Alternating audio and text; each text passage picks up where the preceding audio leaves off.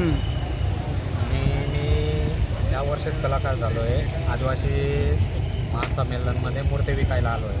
हे आहे बिरसा मुंडा एकलव्य. माझा थ्रो असं आहे की घरोघर जायला पाहिजे.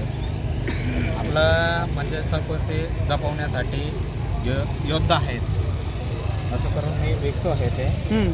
प्रत्येकाने घ्यायला पाहिजे असं माझा थ्रो आहे आणि घरोघरी पाहिजे. हां, हां. म्हणजे ही आपल्या आदिवासी संस्कृतीमधले जे नेते आहेत किंवा काय, तर ते प्रत्यक्ष आपल्या घरामध्ये कसे असतील ते देवासारखं आणि हे येतं. दीर्घकाल टिकणारी मूर्ती आहे. हां, आहे का देवासारखं नाही? येतं आणि त्याच्यामध्ये असं आहे हां. काही लोक करून देतात कलाकार ते अपमानदायक करतात. बरोबर. आपलं डिटेलिंग काम आहे त्यासाठी थोडं प्राईज आहे मेहनतीचं. हां. त्याच्यामध्ये difference होतं. लोकांचं मन होतं प्राईजमध्ये. हां. खूप गेलं आहे तसं तर हां. 500-600 खूप गेलं आहे. अच्छा अच्छा. छान. म्हणजे आणि धुळेमध्ये तुमचं गाव आहे बघ, धुळे जिल्हा आहे, तालुका साखर. तालुका साक्री. अच्छा.